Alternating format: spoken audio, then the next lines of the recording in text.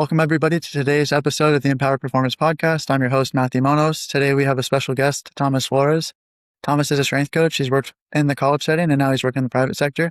Thomas, if you wouldn't mind just giving a quick introduction, what is your athletic background, and how did you get into strength training? Yeah. Well, first, thanks, Matt, for having me on. We've had a lot of Instagram conversations going back and forth, so it's nice to, finally get to talk to you. But yeah, you said athletic background. So grew up in a small town, California, like really played everything: football, basketball, and baseball. I played in high school. Again, it was a small town, so it wasn't really anything too crazy competitive. But yeah, that was good. It was just a lot of playing in the backyard with my brothers, playing sports any chance I could. From there, I played baseball in junior college. And when I say that, it was pretty scarce. Like I redshirted my first year, and then I ended up not finishing through my second season there. But that was where I started to realize, it didn't hit me soon enough though, but I started to realize how behind I was on the physical aspect, right? And not being big enough, not being strong enough. I think I was a pretty good baseball player, so to speak, at least at that level, but it was never, I was someone who, like, ironically, which is probably different from most strength coaches, I didn't like the weight room when I was an athlete. It was always something that I knew I needed, but always ended up being like, one of those things that I just was super sore, and I'd go and take grounders or, hit off the tee, and it just felt horrible. So I was like, oh, this isn't helping me. Obviously, different structures, but program or, just sticking with it longer probably could have helped me. But yeah, I played baseball in junior college. That was kind of where it ended. From there, I just got my bachelor's degree in exercise physiology. Then originally wanted to do physical therapy, but made the switch to strength and conditioning. And that was when, like I mentioned to you before, like I moved to Colorado for University of Northern Colorado, school up like say hour north of Denver. And that was where I was a graduate assistant at that school. And that was where I kind of, really just dove in everything strength and conditioning. And then from there, after first year, we had a full-time coach leave. And then that was where I got hired on full-time. Stayed there for about 2 years, working with a variety of sports. I mean, I'm sure we'll get more into it later, but worked with a lot of sports there. And that was where I ended up getting into the University of Texas and got the job there, working with cheer, women's golf. Originally, I was there with cross country. Then we moved some teams around, and I ended up helping with diving. And then there's a brief little stint where I had track and field as well, just because we had some coaches leaving and stuff. But yeah, that's the extent of it, really. And then now you're at Landau Performance? Correct. Yeah. That's the next step after that. Yep. Landau Performance back in Colorado. Yep. That's awesome. So I want to go back to the start, actually. I think it's interesting to say that you didn't like the weight room and all that stuff. I liked lifting, but I didn't like lifting heavy. I think it's a very normal thing that you kind of have like a natural build and tendency, and then you like the things that you like. You don't like things you don't like, but I think it's more genetic than it is personality traits sometimes. And so I've had this conversation with other strength coaches on the podcast, but there's like the soft side and the hard side of training. So like soft side might be like your rhythm, your balance, your mobility, stuff like that. Hard side might be like the more meathead stuff. So like lifting really heavy, getting a crazy pump and all that. And you might find that one dude like super strong in the gym that doesn't move very well on the field. The other guy that like, you see this myth a lot with like boxing, where I say you shouldn't lift weights because then you'll get too tense and you won't be able to throw loose punches. And you can do both, of course, but it really just falls into like the balance, of course, like you're talking about good structured programs and stuff. When I was athletic, I was more of a soft side type of person. So getting into like a heavy bar was like poison to me. Like I hated it. But that was actually one of the things that could have benefited me. Instead, I would do a lot of like crazy volume stuff when I already had good endurance, but I really could have benefited from adding force to be a powerful athlete, right? And so I think it's interesting that you say that. It's a hard lesson that people have to learn, but I find that most strength coaches tend to be more the opposite end, where they love the weight room and all that stuff, and maybe they could have benefited from more skills practice or being a little bit less tense, being a little bit more flowy, for lack of better words. So if anyone's listening, the lesson is do a little bit of like an audit on yourself and your natural abilities, and then see what area is missing. If you are someone who can squat 500 pounds, but you can't turn, you can't touch your toes, maybe going to 505 won't be the difference maker in your game and your performance. And then vice versa, if you can do the splits, but you can't bench 100 pounds. And again, there's other things to work on. So I think that's definitely interesting. Yeah.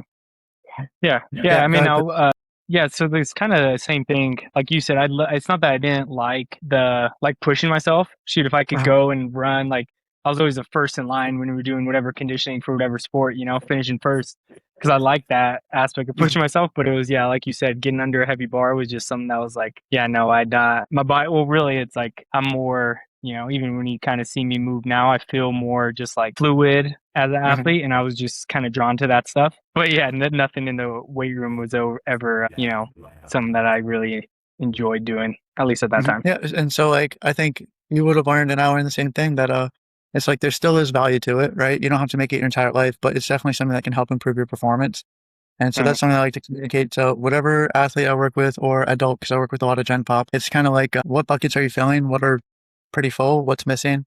And I like to use the bucket filling analogy. And then the main four buckets that I like explain to people with session structure are just the main way that I categorize things is like mobility, speed and power, strength and conditioning. And so if like you're really strong, but you can't express that force quickly, you're not going to be very powerful. So we got to focus more on speed and power, for example.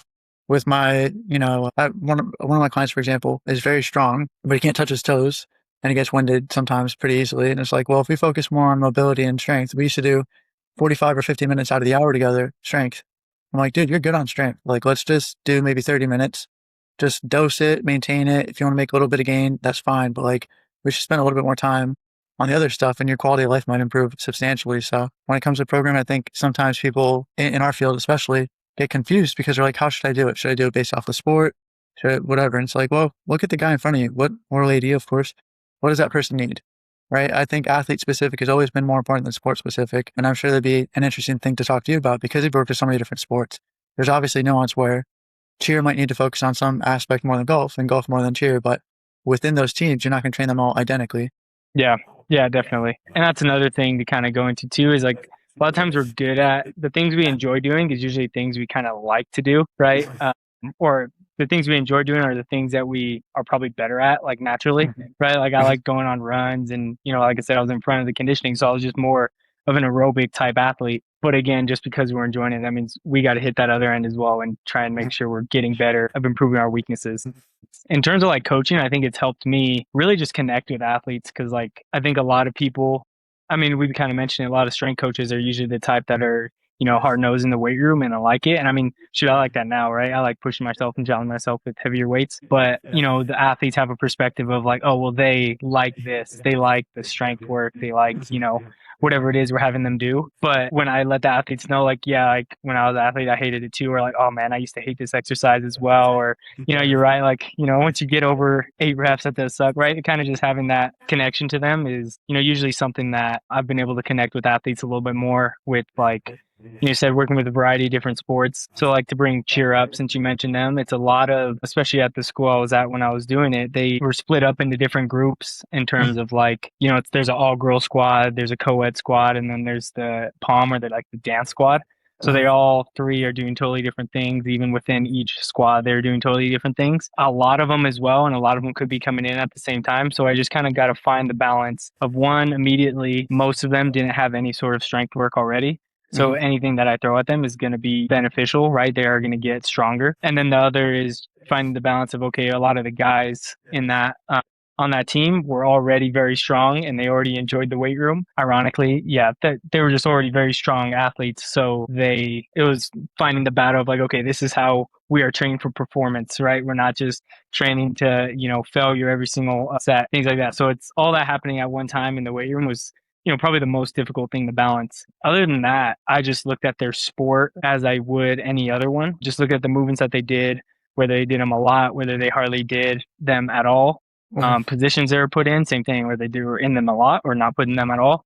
How can I get them stronger in those positions? And then how can I get them in and out of those positions safely? That was Mhm. probably the biggest thing of how I kind of broke down their training. I think what's interesting too is with cheer specifically, is I think of it as such an explosive sport. And then I also think of it as like mobility is very important.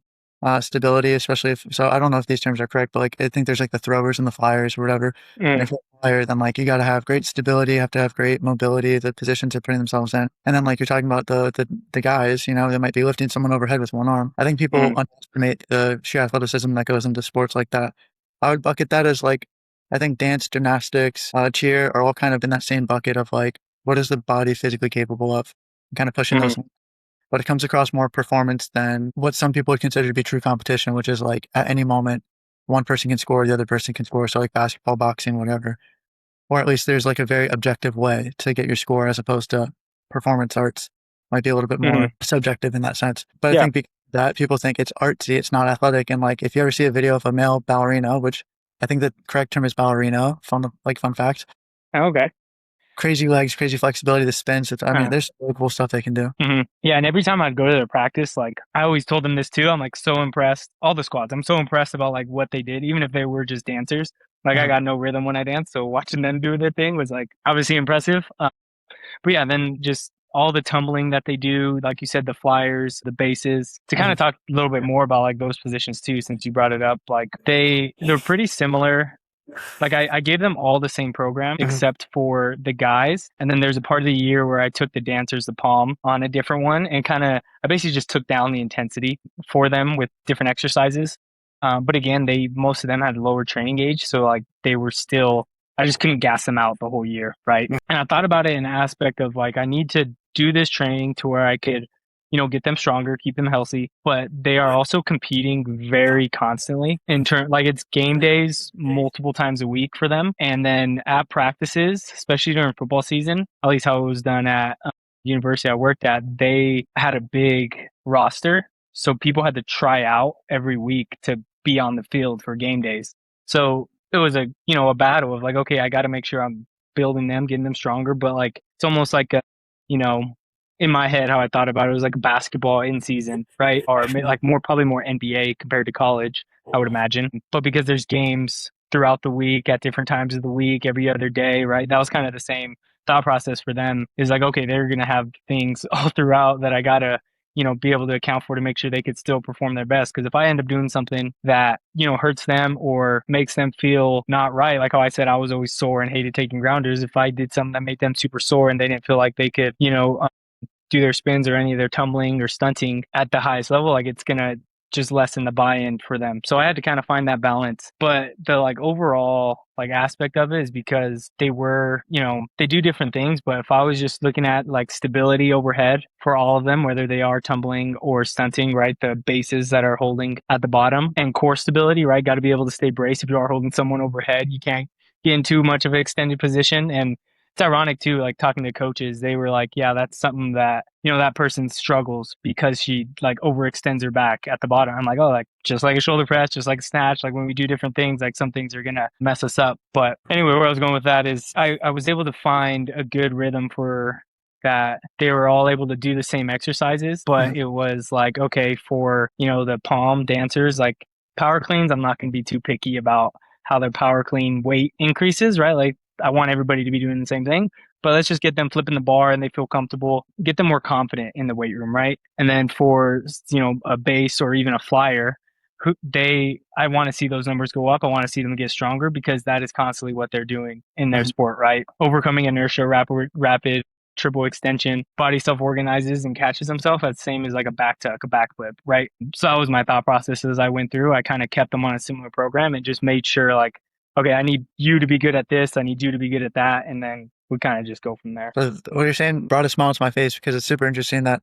I was saying I recorded a podcast episode yesterday with a friend who's also a strength coach and a physical therapist, and we're talking about how everybody likes to go niche, right? Because I think Mm-hmm. it's this model to like basically say I work with just these people and I'm the best at working with these people. You get the diehard fans and all that, and word of mouth, whatever. But I also think like generalizing is such a powerful thing because then you can see how the dots connect amongst all movement, all sports, whatever. And you see the differences as well, and that adds a little bit of nuance. And I think training is cool because I think almost any exercise, any program can work as long as you can justify Mm-hmm. the thought process behind it, the reason behind it. So when you're talking about power cleans and self-organizing underneath the bar on the catch, saying that you might with a human body, it's like that's a Mm-hmm. super fun justification for me. And that's the Yeah. thing too. The body doesn't distinguish between catching in one sport versus another or something like that, which I think is cool. I mean, you see it too in like rugby, for example, when they lift people up to, catch the ball. I mean, Yeah. that's pretty darn similar to what someone's going to be doing if they're lifting them up for like cheerleading or something. So I think Mm-hmm. that's cool. I like those Yeah, justifications. The other exactly. too is based off what you're saying with the really busy schedule. Corey Schlesinger was at the school maybe at the same time that you were, if I'm not mistaken. No, he Oh, was there before. He left before I got there, but yeah. but so he was like within our space, pretty famous for microdosing. And I don't know if he's the father of it or he's just the guy that brought it back. But like, I like to think that, famous phrase is necessity is the mother of innovation. And I imagine with such a busy schedule, microdosing kind of had to happen. And so if you have people that both compete, but then they're also doing like, I don't know, they're doing like halftime shows or something like that. And it's basically game day several times a week, like you're saying. It's hard to Mm-hmm. just say, okay, 2, 3 times a week we have an hour and I just get to crush these guys and not think twice about it. I think you have to be, very conscientious of all the fluctuations based on their schedule. Is that one of the main things that you had to adjust to with your sports? Yeah, definitely. because that's probably the biggest thing in college is like you're kind of building it around their schedule and their sport, really in any aspect, right? Whether you're training somebody, Gen Pop client, like you got to build their program so they could do stuff in everyday life. If you have an athlete, you're trying to build their program so they could do stuff in their sport and beyond that, hopefully. But so that was my same thought process. I just got to kind of, manage those stresses as best I can. And I didn't have the time or the bandwidth. Like it would have been like really for all team sports and even myself, like if I could just do like some sort of microdosing like 6 days a week, like that's probably the most ideal thing. I'd gotten to do that once with one athlete back at Northern Colorado back in the day, which was, awesome. But that's probably the ideal situation for most athletes, I would say.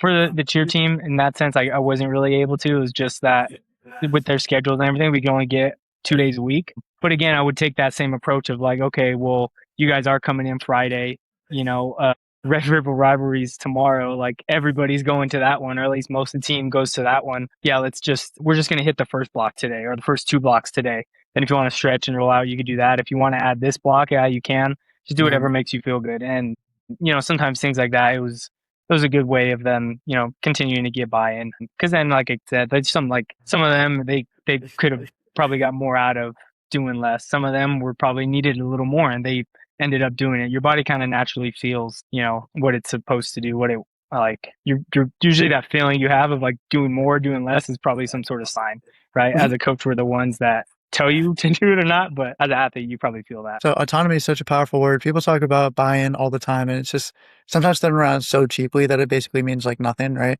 And they Mm-hmm, think, oh, what does buy-in mean? Does it mean that I let XYZ happen? I let the kids pick the music for a workout or something like this. Like that's a mm-hmm, strategy, but it's not buy-in in and of itself. I think to have conversations with people, to like understand them, to get to know them, to like share with them, like you're talking about how you also don't like the weight room and like connect with them on a personal level. I think it's maybe the most important thing is like it might sound simplistic, but actually just giving a damn about these kids, I think mm-hmm. will probably be the biggest mover for buy-in, or any client not treating them like a number on a piece of paper, and you just got to prove that their numbers went up so that you're a good coach. Exactly.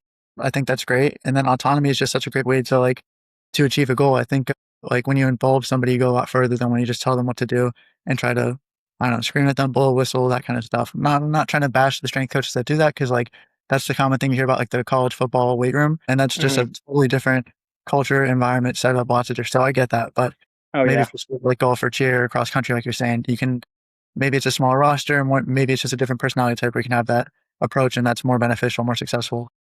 Yeah, exactly. I think, I mean, yeah, that's spot on. Just being able to talk to them with cheer, there's a lot of them. So, like, just knowing their name, I think they took a lot too, because there's over 100 on the roster. So, that was one thing I even told the coach. I was like, I'm going to learn all of their names. She was like, Awesome. oh, okay. But yeah, that was something I was able to do. And once I did it that first semester, like, it was easy after that. Every once in a while, I'd mix them up or I'd need a reminder. But yeah, and then same thing with like even my other teams, like cross country and golf. And then when I had diving as well, like those teams are a little smaller, a little more intimate in the level of like how they work together. Mhm.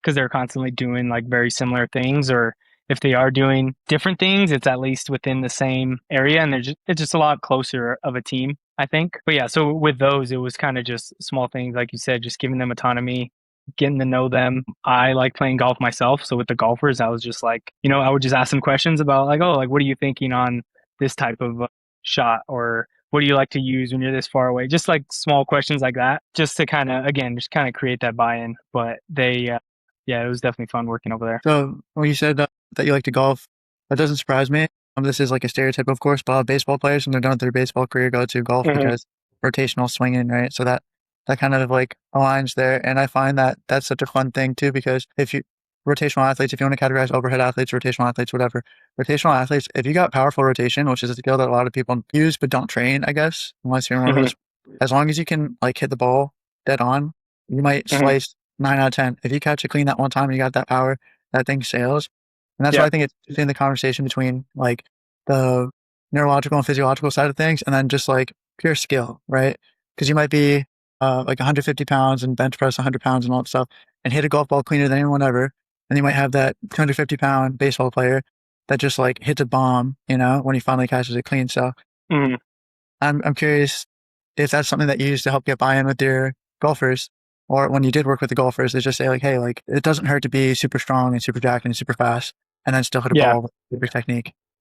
Yeah, and that was something I would tell them a lot. Like we would track and monitor a good amount of data that we would have and sort of challenge them so they could hopefully improve or, whatever. But every time I would remind them that in all of the things that we were doing, I was like, I will beat you on the force plates. I will beat you on the kite to air squats, right? My numbers will be higher.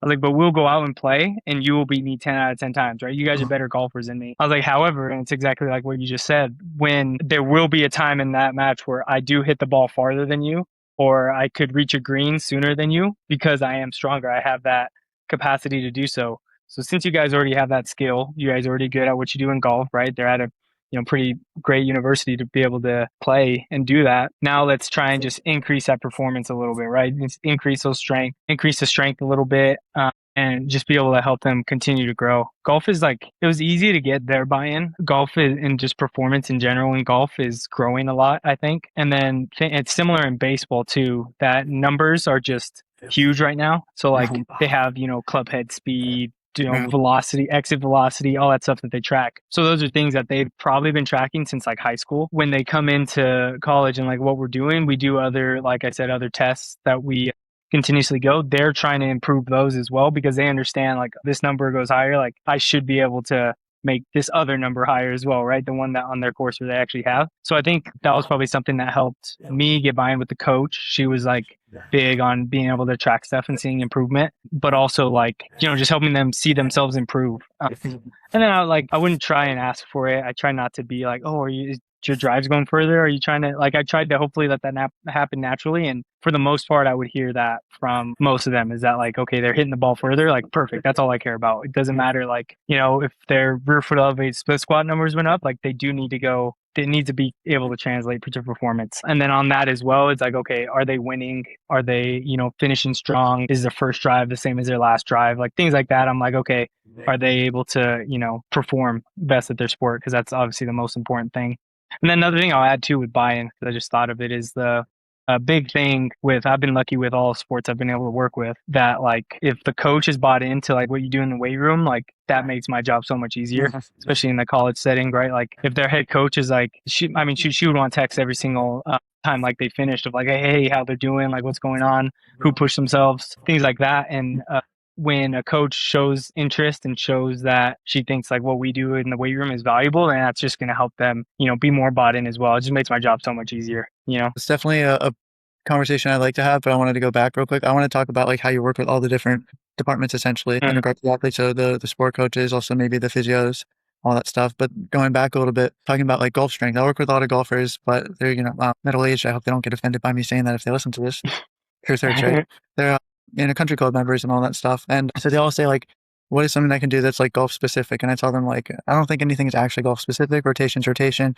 If you do a cable rotation, is it baseball specific or golf specific? It's just rotation, right? Whereas like if you can improve your rotation, if you can improve all these different things, I'm sure it might like translate when you actually have the skill aspect because you're just giving yourself a better engine to use, right? Mhm. But you're the driver, you still have to be a talented driver, right? So I like to use that analogy or like hardware, software, whatever. But I think people kind of forget sometimes that it's like you get plenty of stimulus from the sport itself. I don't think we need to do med ball throws for an hour if you're just going to go to the driving range and rip as hard as you possibly can for an hour, and Mhm. then go up, 2 rounds after that. Do you know what I mean? Like that is a ton of rotation already. I don't feel I need to, but as we're talking about buy-in, I can't give a golfer a program that doesn't have 3 sets of 5 med ball throws, or 2 sets of Yeah. 5 or three, whatever, just so that they think, okay, I'm getting a golf program. He sees me. I'm Mhm. curious if that was something that ever played into your mind when you're right. Yeah, definitely.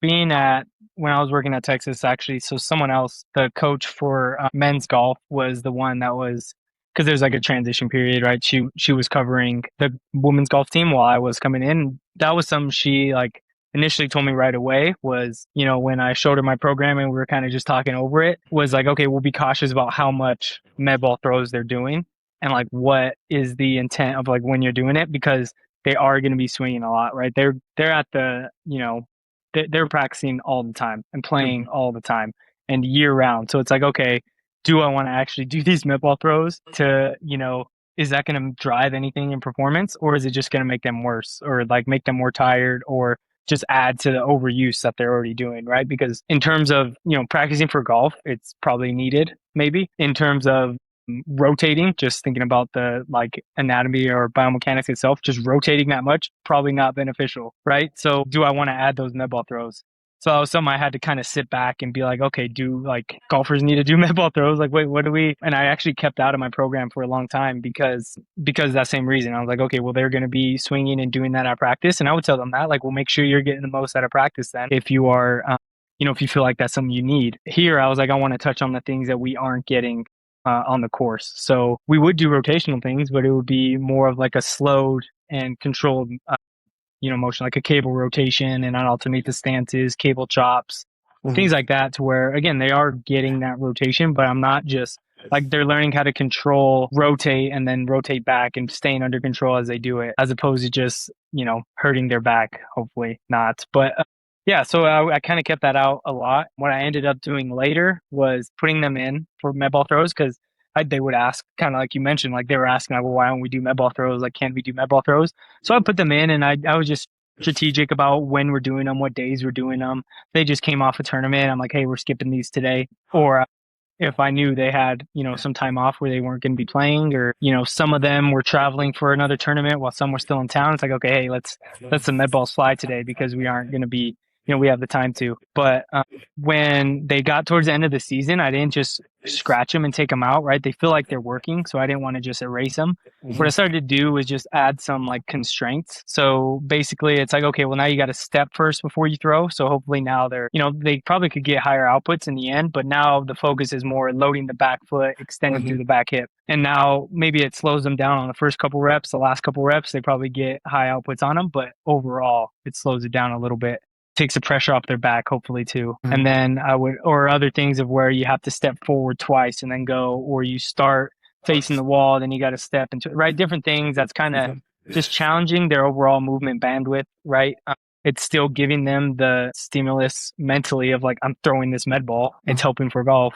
But again, it's not going to hopefully put them in a position that's going to lead to any overuse things that they are, already going to be fighting with the whole season. It's a fun point too, talking about like constraints to do the same thing in different ways. And I like Mm, just like if I'm doing a program, I like to do same but different phase to phase so that they're still making progress. So I won't just do like a squat one phase and then deadlift the other phase and then they're not doing the same thing. It might be like you squat and deadlift both phases, but maybe it's like a pause squat and maybe it's like a deficit deadlift or something. Just change the variables one thing at a time. It could be tempo, load, intent, whatever, right? exactly. But then, like, I think too, that's an opportunity to get movement variability. And that's something that people talk about is like specificity, variability, whatever. And it's like, I think the warm up is one of the best times to Mm, introduce that. People can, if they, a lot of people are like, oh, should I do barefoot training and get the 5 fingered shoes? And I'm like, no, if you're barefoot in the warm ups and you do a little bit of like crawling and rolling and dipping and stuff like yeah. that, that's fine. And that's where you can also like play the little games and introduce people to new movements. But same thing, like you're saying, like add a constraint can almost gamify it too. Sometimes it's playful for people to try new variations and Mm, feel locked and then to unlock it is cool. I think it's particularly interesting though, because golf is maybe one of the least chaotic sports. I don't say that as an insult, just as like a matter of fact. The ball is always going to yeah. be where it is when you hit it, as opposed to baseball, for example, where, if someone throws a ball, it looks like it's going down the middle and it can fly at your head at the last second. So Yeah. I find that to be an interesting Mm, thing. Not that it's not justified. And yeah. sometimes it's actually necessary to keep people healthy or just make them a better mover in general, is give them Mm. what they're in, right? If they're always super controlled, then maybe a little bit of chaos is something that can be beneficial for them. Yeah, exactly. And it was always enjoyable for me to see them have a moment of like, oh, this like sucks and it's pretty difficult and like I don't know if I could figure this out, to where and then by the end of it or a couple weeks, right, they figure it out and they're actually enjoying it and having fun with Hmm. themselves. That was something I, really enjoyed, again, which is having those little and adding those little constraints. Hmm. And so what's Yeah. interesting too is like golfers think I need rotational throws. And then you Mm, have swimmers saying I need pullovers and a dumbbell mm, pullovers or cable pull downs or something like straight on pull downs.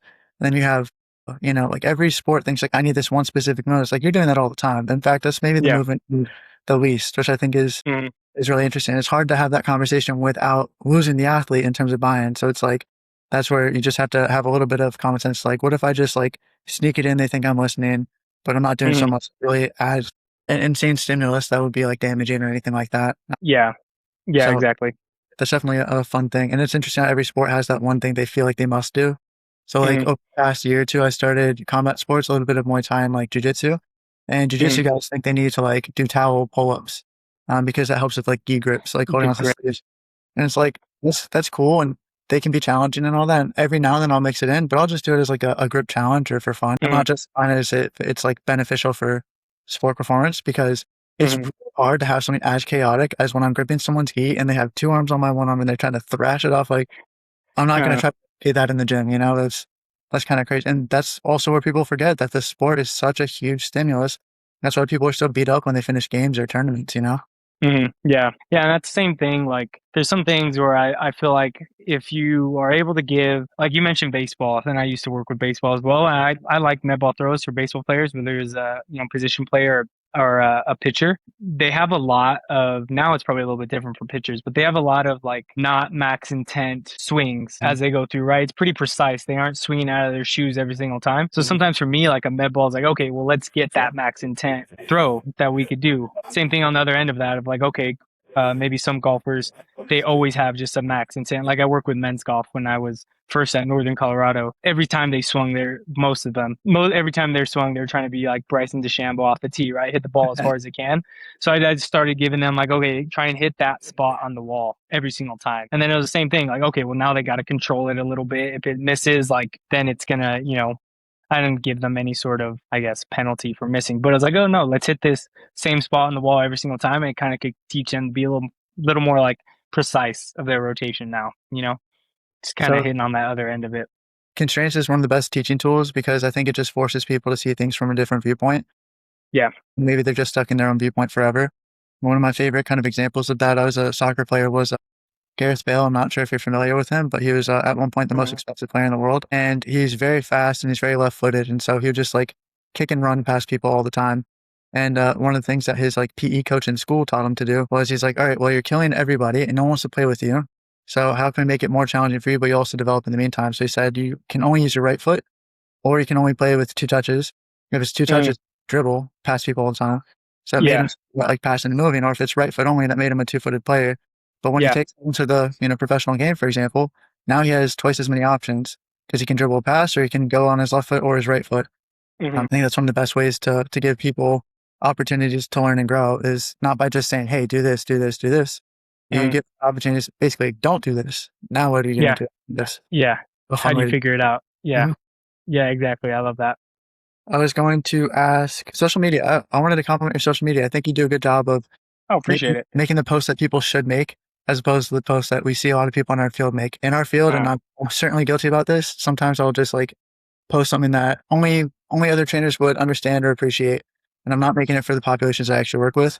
And then like I mm, make videos where you like explain pogos, for example, and maybe another strength coach would be like, "Why would I teach about pogos? They're so basic, it's boring." And it's like you do it, but that's the questions that people that you actually work with may have. So can you speak to that? yeah. So, yeah, that's something how I've always understood like strength and conditioning. I've always just tried to like how my brain works. I have to like simplify it to the most simple level, right? To be able to understand it and to be able to apply it. Don't think like when I first heard for the pogos, for example, right? Like and staying dorsiflex when you jump. I didn't think about like utilizing stretch shortening cycle and all that stuff. I just thought about it as like, oh, if the foot is here and you go like this and then jump up, that's probably going to be slower than if you just hit the ground like that. You know what I mean? So I simplified in my head as simple as possible to one, be able to explain to myself, like, so I understand and be able to explain to the athlete. And I think that is where also a lot of coaches get caught in the weeds of like, oh, well, I don't really understand this subject or I don't understand, why they're doing it this way. Like, what's the best exercise for, this athlete? Things like that. It's like there's just so much information out there, right? Like I know for myself when I was scrolling through social media, it's like so much of like there are people going into so much detail about very, very specific things. And it was like, oh, where like how do I use this? So that's kind of my approach to when I am, trying to explain things like that on social media. It's one, like maybe it's an issue that like I've seen athletes do. Maybe it's something that, when I was at Texas, I worked with the interns there and an intern would come ask me like, oh, why do you teach it like that, things like that. That's always what I kind of used my social media for, or I'm sorry, what I used like how I got into social media was like I'm just going to explain, what this one person had a question about, or this Mhm. athlete had a question about, and then, explain in a simple way possible that maybe a young athlete who doesn't know what to do for training could get something out of. Maybe a young coach who's new and trying to process all this information, they could get some benefit from it. And then also maybe an experienced coach could be like, oh, okay, like I never broke it down to that level Mhm. before, and that makes sense. Right. So I Mhm. tried to kind of just touch all those bandwidth while also not getting out of my lane of like, knowing the very, very nuanced specific physiology or things like that. Yeah. I think what's interesting about that too is like even if you use those big terms, if someone doesn't understand it or they don't care about it, then it's just a waste of time. I don't know if you've seen Yeah. the explaining XYZ to an athlete with CTE kind of trend, but it's someone who does like a Mm, presentation and it's like why do we yeah. do tricks and it's like jumpy, good, and like they explain Yeah. like the most Yeah. like possible. I actually think that's like in theory a constraint that actually would make you better at explaining things. And I think it's an Einstein quote. It's like if you can't explain it simply, then you don't understand it well enough.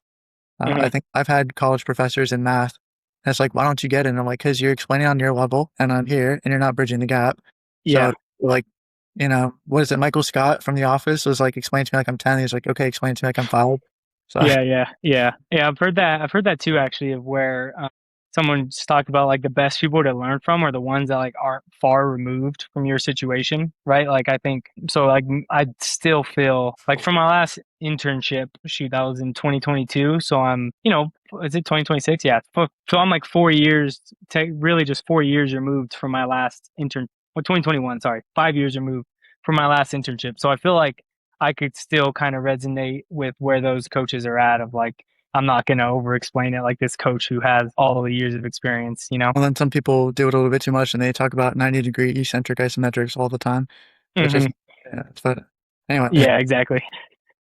I was gonna ask you as well. This is one of my favorite questions. What is like a major thing that you changed your mind on during your career, and why? It's something I've been trying to think about a lot, honestly, recently.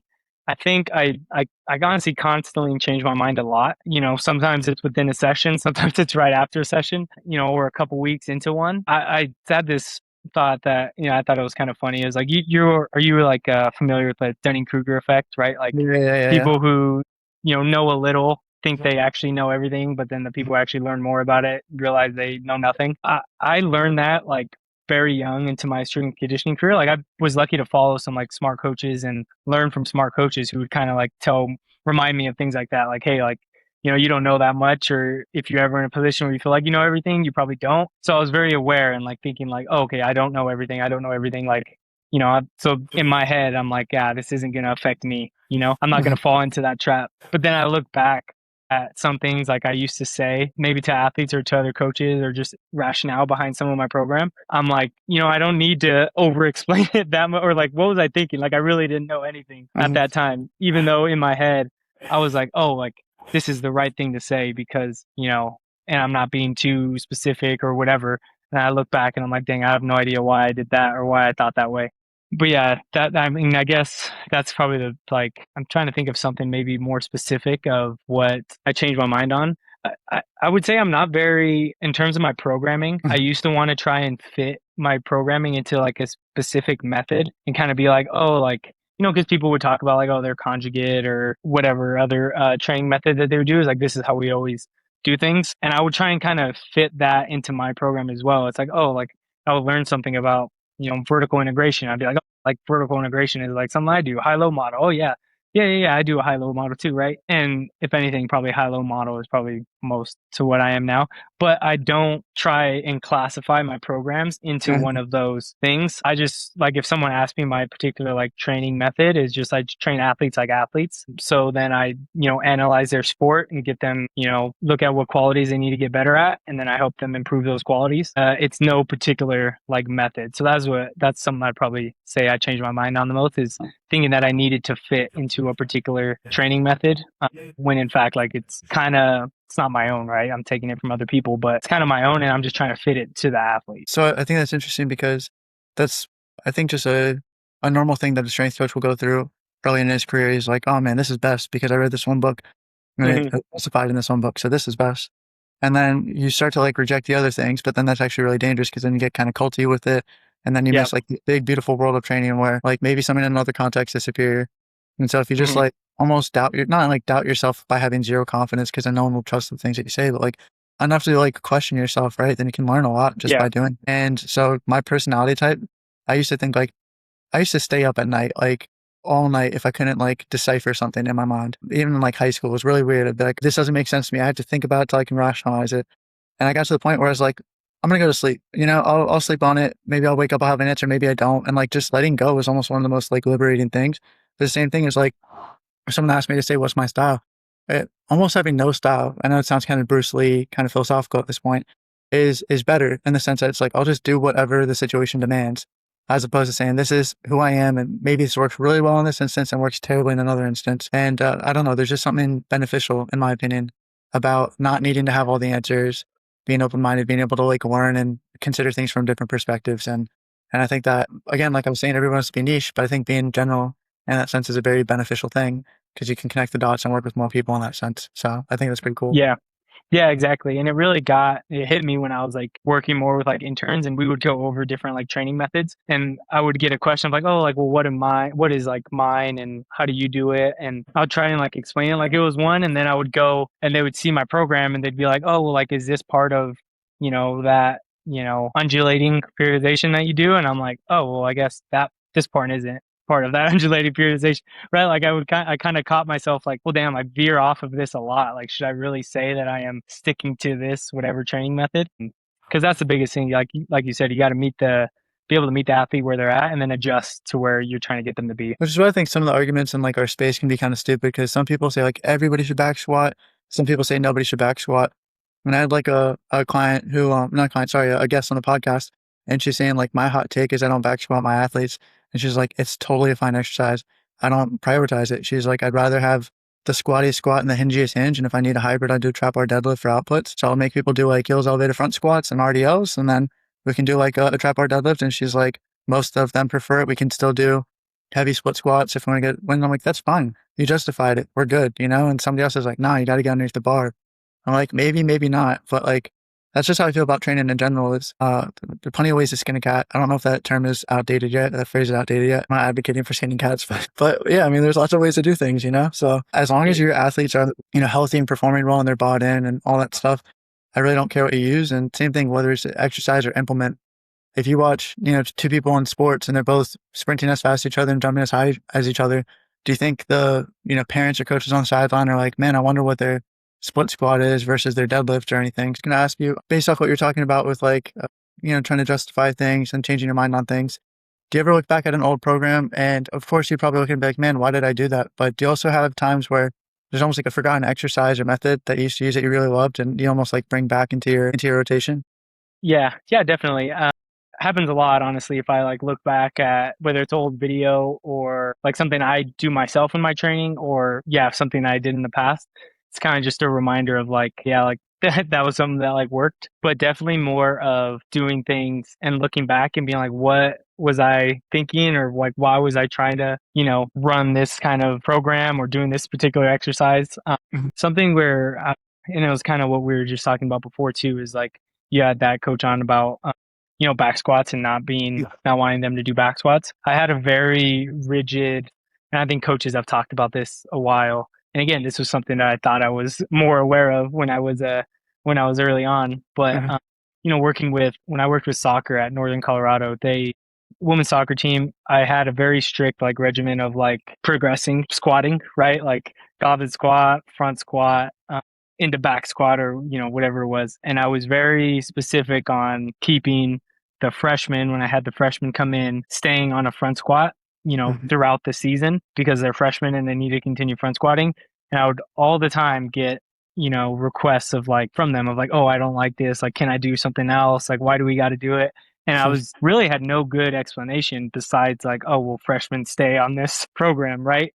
As I look back now, I'm like, why did I try and get so, why was I so strict about trying to like give up that autonomy, right? Like I could have just been like, oh yeah, like, oh, you want a back squat? Okay. Or like, oh, you know what? And now's not a good time to switch that up, right? Like this is the week of, where we got a rivalry or we play Thursday, Saturday. So it's going to be a quick turnaround, not time to switch up lifts. So I was like, next week we don't have a Thursday game. Like, cool, we could switch it up then. Whatever it was, like, I probably could have been a lot more lenient with that. For some reason, I was like, no, you have to stay on this, very strict thing. And that was the same thing too with just soccer athletes in general, like sticking on that point of like, what I changed my mind on. I definitely tried to do too much. We had 2 days of training. Sometimes it would be less depending on travel. And I would always try and fit in the most I could within that when I probably could have got more use and more buy-in if I just shrank their program and gave them exercises they liked doing, because I had to have a, squat, hinge, push, pull, single, like I had to have include all those things when I probably could have just took a step back and been like, oh, like, they probably could get away with just 3 blocks instead of the usual 5 that I do or whatever it was. I had a guest on the podcast who was saying that sometimes the best thing you can do for your program is cut as opposed to add. And Hmm. like sometimes we want to achieve so many things that it's almost better to just like audit it and then prioritize it and then slash the Yeah. trash, good stuff, like get rid of the junk volume is Hmm. like terms that he uses quite a bit. But like a quote that I like to say is, you can't ride two horses with one ass. No, I think that's not like a perfect quote when it comes to training, is because you can work for multiple qualities at the same time, of course. Yeah. Yeah. The idea is just that, like, does the person have to divvy it up so it has to be even for every quality, or can they prioritize qualities over the other? And then if there's Hmm. some, that's again the bucket filling thing. If all your buckets are equally full, then maybe fill them at the same pace. Yeah. But if you're really good in one area and really weak in others, or maybe you're tapped out because you're getting too much of a stimulus from sport or something like that, like you're not Hmm. going to soccer players do a bunch of suicides in the middle of their season or in postseason or something Hmm. like that, because that's just, in my opinion, dangerous and negligent. But Yeah. Yeah. so I think that's a definitely a good take is, yeah, being more flexible and not force people to do things they want to do too. Hmm. One of the things I learned about that is I'm private sector, so like people don't like the workouts, I don't make money. So you got to Yeah. give them what they want, even if you think it's like suboptimal. And I've completely rejected the term optimal at this point now. Yeah. It's like saying functional doesn't mean anything at this point. But you give them what they like. An 80% like effective program done consistently with enthusiasm will yield better results than a 100% perfect program that they don't want to do. So that was a big lesson for me. Yeah, definitely. Yeah, because all I did was create an environment of where like now they come in and I just have to tell them what to do. And anytime we had something optional or something, whatever it was, like they would be like, ah, well, Thomas is gonna probably make us do something that, I hate doing, so let's not go. Yeah. So another question I was going to ask you was, do you have any hot takes in the industry or just strength training in general? Honestly, no. I saw this. I don't think I do. Maybe I do. But I saw this post today that was like talking about how a bunch of people say they have like a hot take and then they end up just saying something that like majority of people agree with. Yeah. Yeah. Like strength isn't the only important metric. It's like, oh, okay, yeah, we understand. But I don't know. Like I don't think there's really much that I could say is that like too, profound. Something I've been kind of thinking on recently, I guess, is and this goes to when you asked me about social media is like I explaining things like simply. I think, sometimes we get caught up in like, oh, things that's probably not a like oversimplifications aren't like good, which I get to a point, right? Because it's some people, it gets taken out of context with some people being like, thinking of example. Have you just seen that the batter or the banana thing with someone and Mel Robin and they're like talking about how this banana has like this one particular whatever in it and it cancels Yeah, out the good stuff with the blueberries. You know yeah, what I'm yeah, talking about? yeah. I heard people saying, oh, yeah, just terrible advice, and like don't have bananas and blah, blah, yeah, yeah, yeah. Yeah, exactly. So, and something like that, like and that's like the misinformation that people think that is like a oversimplification of don't have bananas. But I think sometimes the simplification of things is like really good, and it's okay to just understand that, like, back squats could help me get stronger for my sport, and like that's all the understanding that you have. Yeah. Then there's the nuance of like, okay, well, like, how are you repping it? How are you, dosing it? When are you doing it? Are you doing it the day before game day, day after? Like, when is that actually better? But I guess it's okay for people just to understand the simplistic explanation of things. I think that's a good way to phrase it. Essentially, is like simplistic doesn't mean absolute, right? So it doesn't Hmm. mean a simple phrase could be back squats good, right? And it's like, Hmm. okay, yeah, like maybe not for everybody in all contexts. So then that's where nuance comes into play. But if you Yeah, can, arrive at the correct conclusion with the nuance and then explain it simply, I think it's more a strategy than like an overreaching sort of thing. That like you don't have to say something simple and then it applies to everybody. You just say what applies correctly to that one person in a simple way. I think that's a good way to. exactly. Mhm. I Hmm. think I don't even know if this is a hot take, But I think that like strength coaches, sometimes it's called strength and conditioning is often neglected. Hmm. It's almost like you never hear strength and conditioning coaches are called strength coaches. You never hear them refer to themselves as conditioning coaches. You know, it's like there's Yeah. always that bias, right? But then the other thing Hmm. too, I think if you're working with athletes, it's beneficial to also be playing a sport, even if it's rec, even if it's co-ed, just something to keep the body moving and engaged and stay with it a little bit. I'm not saying that everybody needs to do it. I just think maybe it's something that people can do almost for professional development. Is I took a few years off of like when I graduated playing, graduated college soccer, I went straight into coaching and I played, you know, like Sunday league for a year or two. And then when I started my business, I didn't have time to do any of that stuff. So I probably had a 2 year Yeah. gap. It's actually beneficial to play, co-ed sports or, start training, combat sports or something like that again. I think that's been good for me to, to still be with it in that sense. But then I also think about that too, that, there's a old Italian soccer coach, Arrigo Sacchi, who had a quote back then. It was believed that if you're a great player, you'd be a great coach, and he was never a great Hmm. player. And they're saying like, how can you be a good coach? And he's like, do horse trainers first need to be horses? And Yeah. I think I don't want to oversimplify it again in that sense where it's like, oh, if you didn't play the sport, then you're not going to be good coaching that sport because I'm sure you've never done cheer, and you could have done a Yeah. great job coaching them with cheer. So Hmm. I guess it's not a hot take, but I just think do a bit more conditioning, play a bit more sports. Yeah. No, I agree with that. That's kind of funny too, because people also, when they shorten it, they do say strength coaches. They don't, Yeah. they don't Yeah. shorten it any other way but strength coaches. But yeah, no, I'd agree with that as well. And I think, I think sometimes having that different perspective actually helps, being able to think about, like for me, being able to think about cheer as an outsider probably helped me as opposed to being in too much of the nuance of it. And then, maybe getting too specific in the sense of like exercises, Mhm. maybe could have been a bad thing. Yeah, it plays both ways. People say that like sometimes the great athletes don't make great coaches because it's like imagine you're being coached by Michael Jordan. He's like, why don't you just dribble three people and like hit a deep three Yeah. or something? It's like because I can't, like Hmm. do Yeah. that. But, yeah, so I think it's funny. Yeah. I have 2 more questions that I want to ask you. They're some of my favorite questions. This one might be my favorite question. What feels like a touchdown in your job? Like what gives you the greatest sense of achievement or purpose? Yeah, probably the best thing what feels like a touchdown is I just love seeing my athletes succeed. That's always been the best thing. Like I kind of wanted like I had personal goals and aspirations in terms of like in my jobs, but what always has the promotions and the new jobs like obviously I felt good, but what I truly enjoy seeing is my athletes out there doing what they love to do, and and when they're good at it too, that helps a little bit. But yeah, it's like when I worked with softball at Northern Colorado when they've won their conference championships, like just seeing them celebrate on the field, like, brought a lot of happiness to me. When I working at Texas, we had a golfer win national champion, like seeing her celebrate and like do her interview after the game, like, or after the match was like, it's just awesome to see because you see the work they put in and you see all the little stuff behind the scenes. And like a lot of times the stuff we do in the weight room isn't what they like love doing. Right. So then when you see them actually doing what they love and then succeeding at it, that's what probably feels the best. And when I get to know these athletes I work with and like, that's all I want to do is like now, like, being here for a short term, like worked with a small amount of athletes here so far, but I can't wait to see them play. What I like is that, like, a lot of people will say, and of course, I'm sure this matters to you, but like making connections, this, that, the other. And then a lot of people kind of, it seems popular to say winning isn't everything. And it's Mhm. like, it's pretty sweet. Yeah.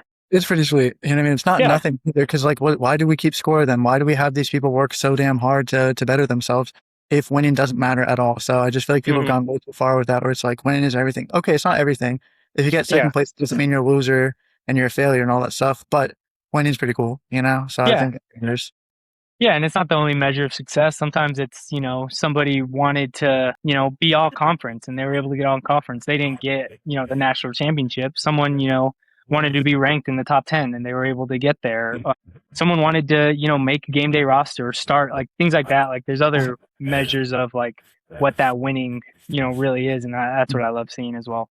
that's awesome. Yeah. The last question is kind of a vague one, but if you could give any piece of advice to literally anybody, it doesn't have to be related specifically to like athletes or strength and conditioning or anything like that. What would that one piece of advice be? One piece of advice to anybody, I would say to make sure you do things that you enjoy doing. I think that's probably oversimplification. But, I think as you get away from the sport you played or, just out of college in general or out of high school, whatever, I think you kind of start to veer off. Like you feel like during those times, it's when you're supposed to like have fun. And then like after college, it's just work or whatever. I think you should still seek those, opportunities and things that you enjoy. So like for me, like I am, I do my best to make sure that I still go out and play sports when I can or train myself.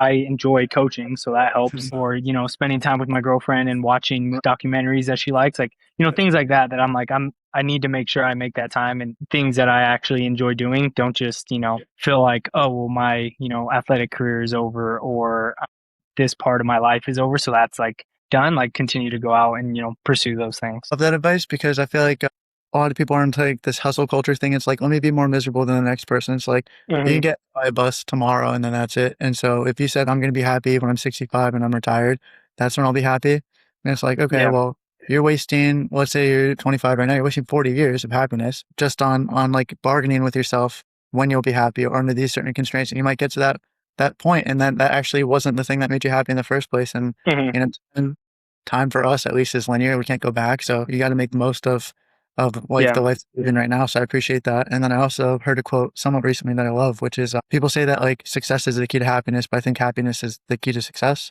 If you Yeah. love the thing you're doing, you'll do it more, you'll be better at it, as Hmm. opposed to like, let's say you hate something, you're just forcing yourself to do it over and over and over again. Like, sure, you might like, sometimes they say that an actor wins an Oscar and they think they're gonna be happy. And it's like, it wasn't what I thought it would be, and then they're Hmm. left, if this can't make me happy, nothing made me happy before, then what do I have? So I Yeah. definitely this sage advice.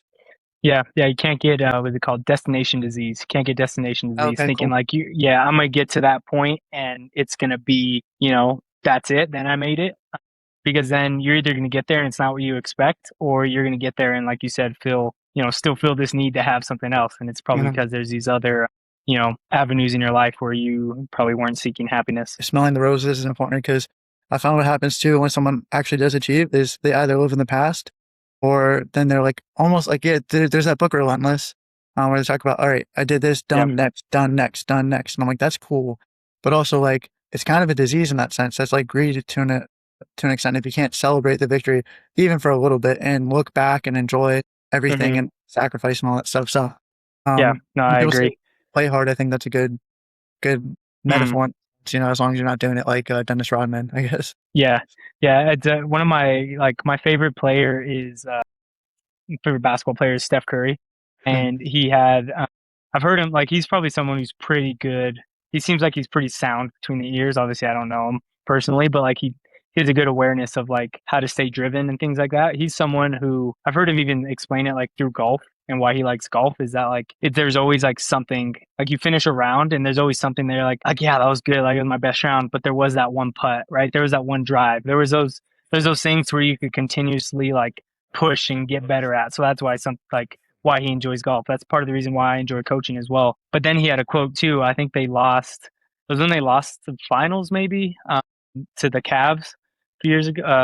Shoot, a while ago now. But they like asked him after like how do you like deal with this? And he's like, well, like basketball is just one part of my life. He's like, I find happiness in plenty of other things besides basketball. He's like, I'm upset, like I wanted to win, but there's other things out here that he has a family and other things that he does enjoy doing. Yeah, to me that like kind of resonates with me because it's like okay, yeah, I do enjoy my job. I do want my athletes to be successful, but I don't hang my hat on if it was a successful season or um, other things happen. Right, like there's like cool, like okay, this sucks, but there is other aspects to where I could still be happy and in the end, I guess be successful. I appreciate that, man. Yeah, If you want to plug yourself, I want to thank you for your time. If you want to plug yourself, your social media, anything that you might be up to, please do that. yeah. I mean, yeah, social media. It's just Instagram. It's probably the best way to Mhm. get in contact with me. Just T Flores underscore two. I mean, I'm working out in Denver, Colorado now. So if everyone's local, feel free to reach out. And same thing online. Like if there's any coaches or athletes or anyone that's listening that just wants to connect with me, send me a DM, and I'd love to chat. I suggest that as well. I don't even remember how we first got in contact, but I've really appreciated the back and forth that we've had. And Yeah. this has been a really fun conversation. I appreciate it. Yeah, yeah, it was good talking to you too. And I got to shout out Steve White, Coach White. He was, Okay. I think, Yeah, I saw him. I think I saw him on your podcast, which is when I first got to, Yeah, you Steve know, the man. contact with you. Yeah, yeah, cool dude. And yeah, we met a couple years back, pretty briefly, and then stayed in touch through social media. But Where yeah, would you then? what was that? Where did you meet him? The Coach 'em Up conference. Gotcha, gotcha, gotcha. Okay, so that's where Yeah. like my connections are from now. Is like Oh, really? Steve, Deshaun, Tyler, like all other people that have been on my podcast have all been like Okay. people that coach me. That was, I think I've only had FOMO like once in my life, and it's because I wanted to go there, but my family, there's like a family wedding that Uh, was around, so I just went to the family wedding once. So not that I yeah. made the right choice, but also Yeah. I got to see everybody posting like the workouts and like the new shoes, and I was just like, Uh, and like I should be there right yeah. now.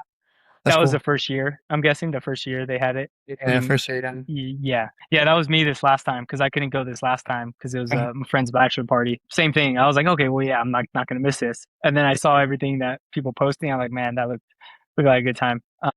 Yeah, Steve and I literally, it's kind of a funny story. We literally parked at the same time and we're walking into the elevator at the same time the first day. And I was just like, oh, cool. Like, so we just chatted that day.